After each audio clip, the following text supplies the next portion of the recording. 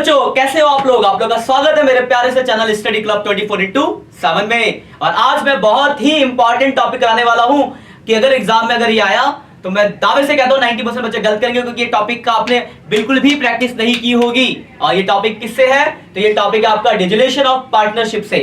तो ध्यान से समझ लो, क्योंकि डिजुलेशन में जनरल आएगा, लेकिन डिजुलेशन में वर्कमैन की एंट्रीज के साथ हम क्लेम की बात करेंगे। वर्कमैन कंपनसेशन रिजर्व के डिफरेंट केसेस। तो टोटल 5 पॉसिबिलिटीज हो सकती है। मैं एक एक करके पांचों पॉसिबिलिटी आपको डिस्कस करूंगा। उसके अकाउंटिंग ट्रीटमेंट, उसकी जनरल लेक्चर हो सकता है थोड़ा सा बड़ा हो जाए, लेकिन भाई साहब टाइम दे देना, क्योंकि अगर क्वेश्चन आया जनरल का और वर्कमैन से तो पूरा 4 नंबर का आएगा और गड़बड़ी हो जाएगी बच्चों से, क्योंकि करा ही नहीं है। याद रखना, एडमिशन रिटायरमेंट से ये डिफरेंट है। एडमिशन रिटायरमेंट में जो वर्कमैन की ट्रीटमेंट होती थी वो बिल्कुल भी यहाँ नहीं होगी, क्योंकि एडमिशन रिटायरमेंट में वर्कमैन कंपनसेशन का अगर क्लेम होता था तो आपके लिए लायबिलिटीज में शो किया जाता था। पर ये आप डिजॉल्व फॉर्म बंद कर रहे हो तो आपको पेमेंट करनी पड़ेगी। तो कहानियां थोड़ी सी डिफरेंट है, तो ध्यान रखें सिर्फ डिजुलेशन के लिए ही है। आप डिजुलेशन एडमिशन मतलब पिछले वर्कमैन को जो मैंने एडमिशन में कराया था, और इसको मिक्स मत कर देना भाई साहब, क्योंकि एडमिशन रिटायरमेंट डेट चेंजिंग के लिए वही रहेगा प्रोसेस। ये सिर्फ डिजुलेशन वाले चैप्टर के लिए ही यूज में आएगा। तो बार बार एक ही बात बोल रहा हूं, याद रखना डिजुलेशन के लिए है ये।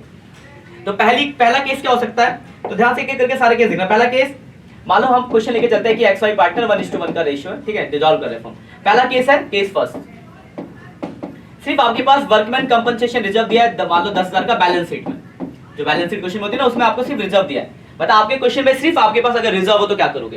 तो क्या करोगे? रिजर्व को आप क्या करते हैं, हमने सीखा है कि इसको कैपिटल अकाउंट में बांट देते हैं। तो कैपिटल अकाउंट बनाओगे तो यहाँ पे बांट दोगे, यहाँ बांट दोगे एक्स वाई में reserve by workman compensation reserve 5,000 बांट दिया आपने।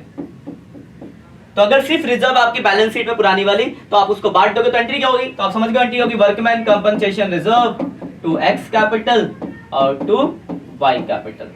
तो 10,000 को आपने बांटा तो 5,000 की एंट्री। ज्यादा चांस है जनरल आएगा, तो जनरल पे फोकस करना। तो ये पहला केस है। अगर आपके पास सिर्फ रिजर्व है तो रिजर्व को आप डिस्ट्रीब्यूट कर दोगे। आप इसका स्क्रीनशॉट ले सकते हो। क्लियर बात? पहला केस सिर्फ रिजर्व है तो हमने उसको डिस्ट्रीब्यूट कर दिया। अब आते हैं केस सेकंड पे। सेकंड केस मतलब रिजर्व और क्लेम दोनों है, लेकिन रिजर्व ज्यादा। केस क्या है? वर्कमैन कंपनसेशन रिजर्व भी है और वर्कमैन कंपनसेशन क्लेम भी है, ठीक है, मैं राइट कर देता हूं। बट आपका जो रिजर्व है वो ज्यादा है। तो एग्जांपल लेते हैं, मान लो आपके पास workman compensation reserve balance sheet में दिया है 80,000 का, और क्लेम दिया नीचे वर्कमैन कंपनसेशन क्लेम जो हो गया वो हो गया 50,000 का। अब जरा ध्यान से देखना, यानी मतलब सेकंड केस क्या है कि आपके पास रिजर्व और क्लेम दोनों है, but your reserve is greater than claim. आप हेडिंग डाल के लिख भी सकते हो कि रिजर्व ज्यादा है क्लेम से। अब देखो क्या होगा, तो यार जितना क्लेम होता है उतना रिजर्व आपको रियलाइजेशन में भेजना पड़ता है। इस केस में हम डिस्ट्रीब्यूट नहीं कर सकते पूरा रिजर्व, तो रियलाइजेशन अकाउंट जब बनाओगे तो क्रेडिट इस साइड आता है, तो यहाँ वर्कमैन कंपनसेशन रिजर्व आ जाएगा 50,000, और ये जो क्लेम है इसकी पेमेंट होगी तो यहाँ कैश अकाउंट से आप पेमेंट करोगे। कैश से पेमेंट करोगे किसके? क्लेम की। तो वर्कमैन कंपनसेशन क्लेम की आपने पेमेंट कर दी 50,000, और 30 देखो 80 का रिजर्व था, 50 का क्लेम हुआ, तो 30,000 जो बच गया वो कैपिटल अकाउंट में बांट दोगे। क्वेश्चन हम वही लेके चल रहे हैं, तो वही दो पार्टनर है, तो यहाँ बांट दिया एक्स वाई में। वर्कमैन कंपनसेशन रिजर्व 30 को बांटोगे तो 15,000 रुपए, दोनों में 15,000 आ जाएगा, इसमें 15,000, ठीक है ना। तो अगर ध्यान से देखो क्या हुआ, हमने 80 का रिजर्व था, 30 का क्लेम हुआ, सॉरी 50 का क्लेम हुआ, तो जितना क्लेम है उतना रिजर्व आपने रियलाइजेशन में ट्रांसफर किया। तो पहली एंट्री रिजर्व को रियलाइजेशन में ट्रांसफर, 3 एंट्री होगी यहाँ पे। पहली एंट्री रिजर्व को रियलाइजेशन में ट्रांसफर करने की, रियलाइजेशन के क्रेडिट में, तो workman compensation reserve account debit to realisation. तो पहली एंट्री हुई, जितना क्लेम उतना रिजर्व आपको रियलाइजेशन में ट्रांसफर करना पड़ा, उसकी एंट्री। फिर जितना क्लेम था उस क्लेम की पेमेंट करनी पड़ी, तो क्लेम की पेमेंट आपने करी रियलाइजेशन अकाउंट से। पेमेंट हुई कहाँ लिखा आपने? रियलाइजेशन के क्रेडिट में, कैश में, और कैश के जाएगा इसके डेबिट तो कैश के क्रेडिट, तो एंट्री हो जाएगी realisation account debit to cash account. Payment की एंट्री क्लियर है? लायबिलिटीज पेमेंट की जो एंट्री होती थी वही करा हमने, 50,000 की पेमेंट हो गई दूसरी एंट्री। और तीसरी एंट्री, जो 30,000 का रिजर्व बच गया उसको आपने बांट दिया, तो बांटने की entry workman compensation reserve to जो भी पार्टनर होंगे, हमने यहाँ पे एक्स और वाई लिया है, तो एक्स कैपिटल और वाई कैपिटल। तो 30,000 को बांट दोगे तो 15 और 15। यही सेकंड केस है जिसमें सबसे ज्यादा 3 एंट्री होती है। पहले केस में 1 एंट्री थी, इसमें 3, इसका स्क्रीनशॉट आप ले सकते हो। तो सेकंड केस में सबसे ज्यादा 3 एंट्री होती है, बाकी फर्स्ट और आखिरी 2 केस आएंगे उसमें 1-1 एंट्री, बाकी में 2-2 एंट्रीज होती है। मैं भी दिखाऊंगा एक करके। तो ये सेकंड केस हुआ कि रिजर्व और क्लेम दोनों है, और आपका रिजर्व ज्यादा है, तो जितना क्लेम है उतना रिजर्व आपने रियलाइजेशन में ट्रांसफर किया, उसकी एंट्री, फिर क्लेम की पेमेंट टू उसकी एंट्री। क्लियर बात? और तीसरी एंट्री जो बचा हुआ रिजर्व उसको बांट दिया उसकी एंट्री। तो ये आपका सेकंड केस हो गया। थर्ड केस पे आते हैं, स्क्रीनशॉट ले लिया होगा आपने। थर्ड केस रिजर्व क्लेम दोनों है। थर्ड केस है आपका रिजर्व क्लेम दोनों है, बट रिजर्व से ज्यादा क्लेम है। रिजर्व है, मान लो रिजर्व भी है और क्लेम भी है, पर आपके क्वेश्चन में क्या है भाई साहब, तो अब आपका क्लेम जो है वो ज्यादा है रिजर्व से। एग्जांपल फॉर लेते हैं कि वर्कमैन कंपनसेशन रिजर्व है मान लो 50,000 का और वर्कमैन कंपनसेशन क्लेम हो गया भाई साहब 70,000 का। तो देखो मैंने बताया था कि जितना क्लेम होता है उतना रिजर्व रियलाइजेशन में ट्रांसफर करते हो। भाई साहब रिजर्व ही कम है तो पूरा का पूरा रिजर्व ट्रांसफर हो जाएगा। तो रियलाइजेशन अकाउंट में क्या करोगे आप, पूरा रिजर्व इस साइड ट्रांसफर कर दोगे। वर्कमैन कंपनसेशन रिजर्व पूरा 50 ट्रांसफर हो गया और यहाँ पेमेंट होगी कैश अकाउंट से, पूरे क्लेम की पेमेंट होती है तो पूरे क्लेम की पेमेंट हो जाएगी। क्या रिजर्व कुछ बांटने के लिए बचा, तो बोलेंगे नहीं सर कुछ भी नहीं बचा, बस यही इतना ही होना है, इतना ही करेंगे। तो देखो इसमें एंट्रीज क्या हुई, पहला आपने रिजर्व का ट्रांसफर किया क्योंकि रिजर्व कम है तो पूरा ट्रांसफर हो गया रियलाइजेशन के क्रेडिट में। तो workman compensation reserve account debit to realisation, आपने पूरा रिजर्व ट्रांसफर कर दिया 50,000 और क्लेम की पेमेंट कर दी, मतलब डिस्ट्रीब्यूशन वाली एंट्री बच गई। दूसरी entry payment to realisation account debit to cash या बैंक अकाउंट। कैश बैंक किसी से भी कर सकते हो, कोई दिक्कत नहीं है। कितनी पेमेंट हो गई भाई साहब, 70,000 की। मतलब आप देखो सेकंड और थर्ड केस में, सेकंड केस में रिजर्व ज्यादा था तो एक डिस्ट्रीब्यूशन के लिए रिजर्व बच गया तो उसकी एंट्री होती है। यहाँ पे रिजर्व बचा ही नहीं है तो दो एंट्री होगी इस केस में। ये आपका थर्ड केस है कि रिजर्व क्लेम दोनों है, पर अगर क्लेम ज्यादा है तो पूरा रिजर्व ट्रांसफर हो गया रियलाइजेशन में, अब पूरे क्लेम की पेमेंट होगी। तो रिजर्व ट्रांसफर की, क्लेम पेमेंट की, ठीक है। थर्ड केस स्क्रीनशॉट ले लो।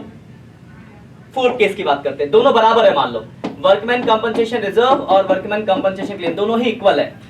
एग्जांपल लेते हैं, मान लो आपके पास वर्कमैन कंपनसेशन रिजर्व है 50,000 का और वर्कमैन कंपनसेशन का क्लेम भी हो गया 50,000, तो बराबर है। तो क्या होगा, जितना भी रिजर्व है क्लेम के बराबर, तो सारा का सारा रिजर्व ट्रांसफर हो जाएगा रियलाइजेशन में। तो सारा रिजर्व यहाँ ट्रांसफर कर देंगे, वर्कमैन कंपनसेशन रिजर्व 50 और सारे क्लेम की पेमेंट हो जाएगी। कैश अकाउंट से पेमेंट होती है तो कैश अकाउंट से वर्कमैन कंपनसेशन क्लेम की पेमेंट कर देंगे। तो यहाँ भी देखो दो ही काम हुआ, रिजर्व ट्रांसफर, क्लेम पेमेंट। तो चौथे थर्ड वाले केस की तरह हो जाएगा, रिजर्व ट्रांसफर की एंट्री होगी workman compensation reserve account debit to realisation account और दूसरी पेमेंट की एंट्री होगी तो realisation account debit to cash या बैंक अकाउंट। तो बस ये दो ही एंट्री यहाँ पे भी होनी है आपकी, दो ही एंट्री आपकी यहाँ पे भी होनी है, रिजर्व और पेमेंट। तो थर्ड और फोर्थ की सेम है, स्क्रीनशॉट आप इसका भी ले सकते हो। ये चौथा केस है, ले लिया स्क्रीनशॉट, बहुत बढ़िया। देखो मैं शॉर्ट में बता भी दूंगा इसके बाद। और ये पांचवा और आखिरी, मान लो वर्कमैन कंपनसेशन क्लेम है, सिर्फ मान लो 30,000 ओनली क्लेम, आखिरी केस। तो अगर सिर्फ क्लेम है तो क्या करोगे भाई साहब, पेमेंट कर दोगे। तो सिर्फ क्लेम होगा तो रियलाइजेशन अकाउंट में उसकी पेमेंट हो जाएगी, इस साइड पेमेंट यहाँ होती है टू कैश से, कैश के अंदर पेमेंट होगी वर्कमैन कंपनसेशन क्लेम। तो सिर्फ पेमेंट की एक एंट्री होगी, तो एक एंट्री यहाँ पे होगी realisation account debit to cash या बैंक। तो आप इसका भी स्क्रीनशॉट ले, 30,000 है, इसका भी स्क्रीनशॉट ले सकते हो। तो ये कुल 5 पॉसिबिलिटीज है, जिसमें बच्चों स्क्रीनशॉट ले, मैं एक एक करके दिखाता हूं आपको, बस शॉर्ट बताते हो। तो पहला केस सिर्फ रिजर्व है तो रिजर्व को आपने डिस्ट्रीब्यूट कर दिया, ये डिस्ट्रीब्यूशन की जनरल एंट्री है, क्लियर है पहला केस। दूसरा, रिजर्व क्लेम दोनों है पर रिजर्व ज्यादा है तो जितना क्लेम था उतना रिजर्व रियलाइजेशन में ट्रांसफर हुआ, बाकी रिजर्व को आपने बांटा और क्लेम की पेमेंट हुई। तो रिजर्व ट्रांसफर की एंट्री, पेमेंट की एंट्री और बाकी वो रिजर्व को बांटने की एंट्री। तो तीसरी केस में सबसे ज्यादा 3 एंट्रीज होती है। थर्ड केस रिजर्व क्लेम दोनों पर क्लेम ज्यादा है तो सारा का सारा रिजर्व ट्रांसफर हो गया और पूरे पेमेंट हो गई क्लेम की, तो सारा रिजर्व ट्रांसफर हो गया उसकी एंट्री और पेमेंट की एंट्री। रिजर्व डिस्ट्रीब्यूट के लिए बचा नहीं तो डिस्ट्रीब्यूट वाली एंट्री आपको करने की जरूरत नहीं पड़ी, तो सिर्फ 2 ही एंट्री होगी। फोर्थ केस दोनों बराबर है तो पूरा रिजर्व ट्रांसफर का डिस्ट्रीब्यूशन है तो रिजर्व ट्रांसफर पेमेंट की एंट्री, रिजर्व ट्रांसफर पेमेंट की एंट्री, स्क्रीनशॉट देते रहना साथ में। और ये आखिरी केस सिर्फ क्लेम है तो क्लेम की पेमेंट की एंट्री। तो ये 5 पॉसिबिलिटीज है वर्कमैन कंपनसेशन रिजर्व की और क्लेम की। याद है ये सिर्फ रेजुलेशन में ही होगा, आप एडमिशन रिटायरमेंट में लॉजिक मत घुसा देना क्योंकि वहां का कॉन्सेप्ट अलग है, मैंने आपको पहले बता रखा है। तो याद रखना, अगर डिजुलेशन की हो सकता है 4 नंबर में एंट्री आ जाओ, वर्कमैन की केसेस दे दे, तो ये सारे वो पॉसिबल केसेस है जो आपसे पूछे जा सकते हैं। अगर आपके पास बुक है तो TSUR बुक का इलस्ट्रेशन नंबर 4, एक ही क्वेश्चन इकलौता इलस्ट्रेशन नंबर 4 वहां आपको मिल जाएगा। नहीं तो आप यहीं से प्रैक्टिस कर लो, कभी अगर क्वेश्चन आता है तो बेटा सही करके आना, गलत मत करना, इतनी मेहनत कराई आपके लिए। और ये वीडियोस ये बहुत ही रियल टॉपिक है तो ये वीडियो अपने दोस्तों के साथ शेयर कर दो कि उन्हें भी इसके बारे में पता हो, जिसको नहीं पता है कि एग्जाम में अगर आ जाए तो आप गलत ना करो बच्चों, ठीक है। ऐसे ही इंपॉर्टेंट अनसीन क्वेश्चन देखने के लिए आप हमारे चैनल को सब्सक्राइब कर दो। ऐसे और भी टॉपिक्स हैं जो मैं आपको धीरे धीरे करके लेक्चर डालता रहूंगा। अपडेट रहो, आप हमारे नोटिफिकेशन ऑन करके आपको इंपॉर्टेंट वीडियो आए तो आपको पता चलता रहे। ठीक है बच्चों, चलो मिलते हैं नेक्स्ट लेक्चर में, तब तक के लिए बाय बाय। अच्छे से पढ़ाई करो, all the best for your exam and your future बच्चों, बाय बाय।